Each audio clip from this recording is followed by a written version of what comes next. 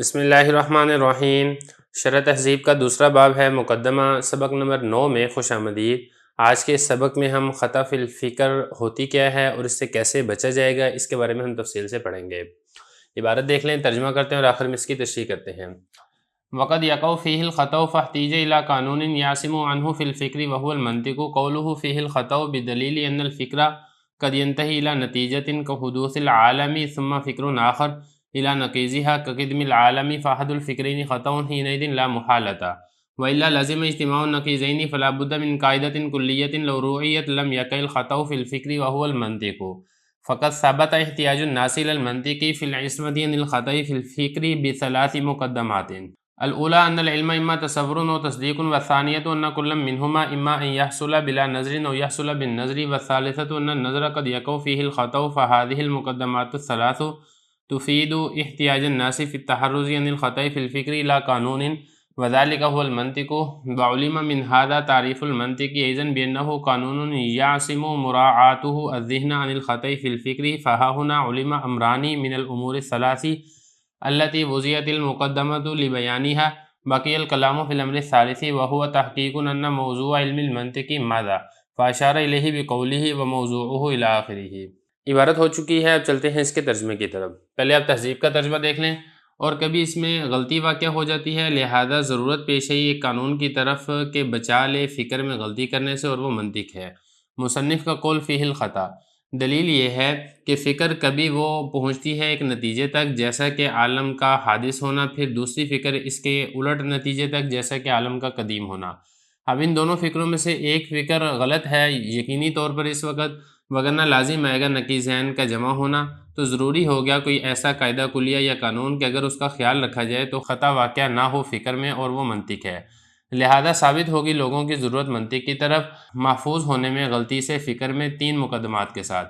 پہلا یہ ہے کہ علم یا تو تصور ہوگا یا تصدیق ہوگا، دوسرا یہ ہے کہ ان دونوں میں سے ہر ایک یا تو حاصل ہوگا بغیر نظر و فکر کے یا حاصل ہوگا نظر و فکر کے ساتھ، اور تیسرا یہ ہے کہ نظر و فکر کبھی اس میں غلطی واقع ہو جاتی ہے۔ یہ تین مقدمات ہیں جو فائدہ دیتے ہیں لوگوں کے محتاج ہونے کا خطا فی الفکر میں غلطی سے بچنے میں ایسے قانون کی طرف، اور وہ قانون منطق ہے۔ معلوم ہو جائے گا اس سے منطق کی تعریف بھی بئیں طور کہ وہ ایسا قانون ہے کہ اس کی رعایت رکھنے سے ذہن خطا فی الفکر میں غلطی سے بچتا ہے۔ تو یہاں پر دو امر ہمیں معلوم ہو چکے ہیں تین امور میں سے، جس کے لیے مقدمہ کو وضع کیا گیا اس کی وضاحت کے لیے، تو کلام باقی رہ گیا تیسرے امر میں، اور وہ اس بات کی تحقیق ہے کہ علم منطق کا موضوع کیا ہے۔ اسی کی طرف اشارہ کیا مصنف نے اپنے اس قول کے ساتھ، وموضوعہ الی آخرہ۔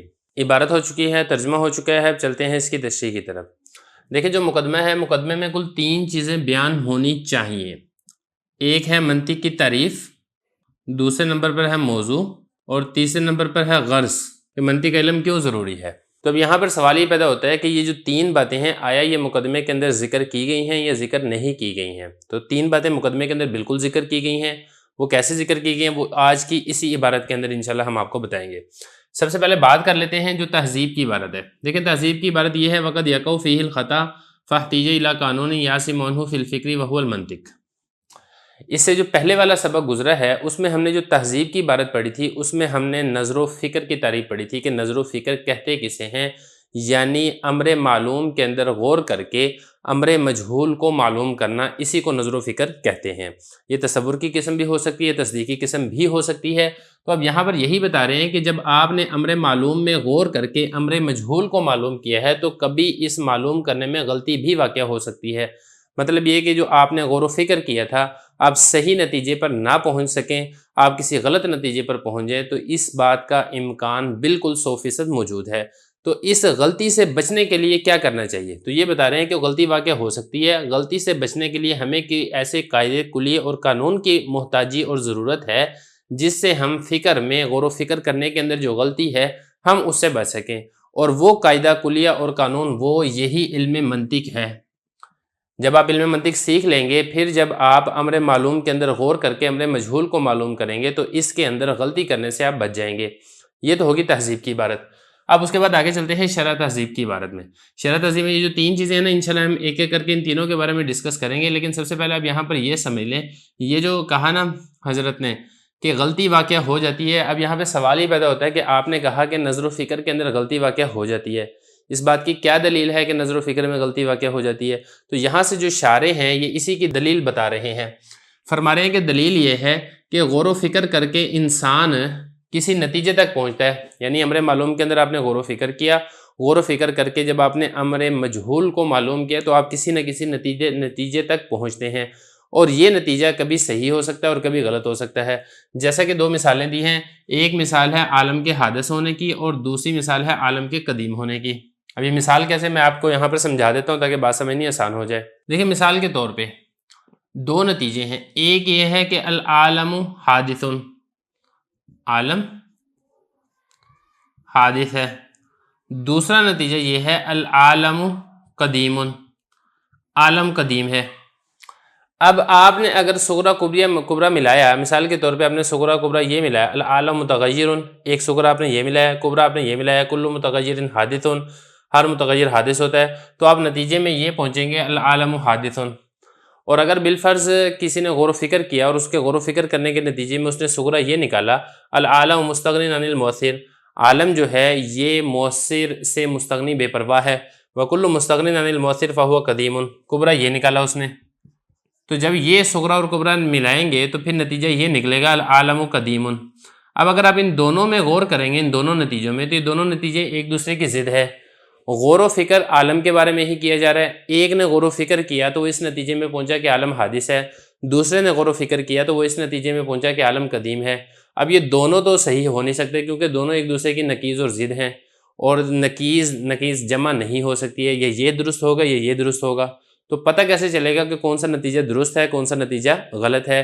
اس کے لیے ہمیں کوئی نہ کوئی قاعدہ چاہیے، کوئی نہ کوئی ہمیں قانون چاہیے، کوئی نہ کوئی ہمیں کلیہ چاہیے، جس قاعدے کلیہ قانون کی مدد سے ہم یہ معلوم کر لیں کہ کون سا نتیجہ صحیح ہے کون سا نتیجہ غلط ہے، کون سا نظر و فکر کے اندر درستگی ہے اور کون سے نظر و فکر کے اندر غلطی واقع ہوئی ہے۔ وہی قاعدہ کلیہ اور قانون، یہی علم منطق ہے۔ تو اگر آپ غور کریں گے تو اس میں علم منطق کی غرض و غایت یہ آپ کو معلوم ہو جائے گی کہ علم منطق کی غرض و غایت ہی یہی ہے کہ علم منطق کی مدد سے آپ غور و فکر کرنے کے اندر غلطی سے بچ جاتے ہیں۔ اب ذرا عبارت دیکھیں، فرما رہے ہیں کہ دلیل یہ ہے کہ فکر یعنی غور و فکر، نظر و فکر کبھی پہنچتی ہے کسی نتیجے تک، جیسا کہ عالم کا حادث ہونا، پھر ایک دوسری فکر ہوتی ہے وہ اس کے الٹ نتیجے تک بھی پہنچ جاتی ہے، جیسا کہ عالم کا قدیم ہونا، یہ قدم ہے۔ تو ان دونوں میں سے ایک فکر وہ تو غلط ہے یقینی طور پر، وگرنہ اگر دونوں فکریں صحیح ہو تو نقیضین کا استعمال لازم آئے گا جو کہ درست نہیں ہے۔ لہذا ایک قاعدہ کلیہ کی ضرورت ہے ہمیں کہ اگر اس کا خیال رکھا جائے تو فکر کے اندر غلطی واقع نہ ہو، اور وہ قاعدہ کلیہ یہی منطق ہے۔ لہذا لوگوں کا منطق کی طرف محتاج ہونا یہ ثابت ہو گیا کہ لوگوں کو منطق کی ضرورت ہے، کیونکہ غور و فکر کرنا یہ لازمی اور ضروری ہے تاکہ انسان صحیح نتیجے تک پہنچے، اور غور و فکر کرنے کے لیے ہمیں علم منطق کی ضرورت ہے۔ تو خلاصہ یہ نکلا کہ لوگوں کی ضرورت ثابت ہو چکی ہے منطق کی طرف فی العصمتی، بچنے کے لیے، خطا فی الفکر سے، بثلاث مقدمات، ان 3 مقدمات کے ذریعے سے لوگوں کی ضرورت یہ ثابت ہو چکی ہے۔ 3 مقدمات کون سے ہیں اس کو ذرا سمجھ لیں۔ فرما رہے ہیں کہ دیکھیں ہم نے جو پڑھا تھا نا، ہم نے یہ پڑھا تھا کہ علم یا تو تصور ہے یا تصدیق ہے، یہ ہو گیا پہلا مقدمہ۔ نمبر 2، تصور اور تصدیق یہ دونوں، اس کے بارے میں بھی آپ پڑھ چکے ہیں کہ یا تو فکر کے محتاج ہوں گے یا پھر نہیں ہوں گے، لا یحتاج، یہ دوسرا مقدمہ۔ نمبر 3، فکر میں غلطی واقع ہوتی ہے۔ تو جب آپ ان 3 مقدموں کو ملائیں گے تو ان 3 مقدموں سے آپ کو یہ والی بات معلوم ہو جائے گی کہ لوگوں کو علم منطق کی ضرورت ہے۔ تو یہی علم منطق کی غرض و غایت ہے جو کہ اس مقدمے کے اندر ثابت کی جا رہی ہے۔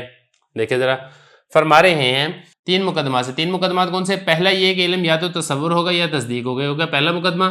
نمبر 2، دوسرا مقدمہ یہ ہے کہ یہ دونوں یعنی تصور اور تصدیق یا تو بغیر نظر و فکر کے حاصل ہو جائیں گے یا نظر و فکر سے حاصل ہوں گے۔ اور تیسرا مقدمہ یہ ہے کہ نظر و فکر کے اندر کبھی غلطی بھی واقع ہو جاتی ہے۔ ان 3 مقدمات کو جب آپ ملائیں گے تو آپ کو معلوم ہو جائے گا کہ لوگوں کو خطا فی الفکر سے بچنے میں ضرورت اور محتاجی ہے ایک قانون کی طرح، اور وہ قانون یہی علم منطق ہے۔ تو اب اگر آپ غور کریں گے تو ان 3 مقدمات کی مدد سے جو میں نے آپ کو پہلے بتایا تھا کہ 3 باتیں بیان کی جائیں گی، ایک ہے تعریف، دوسری ہے موضوع اور تیسری ہے غرض و غایت۔ تو علم منطق کی غرض یہ آپ کو معلوم ہو جائے گی کہ علم منطق کی ضرورت اور محتاجی کیوں ہے۔ اچھا، پھر اسی غرض سے علم منطق کی تعریف بھی آپ کو معلوم ہو جائے گی کہ علم منطق وہی علم ہے کہ جب آپ اس کا خیال رکھیں گے، اس کے قوانین، اس کے قاعدے، اس کے کلیوں کا لحاظ رکھیں گے تو خطا فی الفکر سے آپ محفوظ ہو جائیں گے۔ تو علم منطق کی جو تعریف ہے وہ اسی غرض سے ہی معلوم ہو رہی ہے۔ یہی حضرت فرما رہے ہیں کہ دیکھیں ذرا، فرمایا وَعُلِمَ مِنْ هَذَا، اس سے علم منطق کی تعریف بھی معلوم ہو جائے گی کہ علم منطق ایسا قانون ہے کہ اس کی رعایت رکھنا وہ محفوظ رکھتا ہے ذہن کو خطا فی الفکر سے۔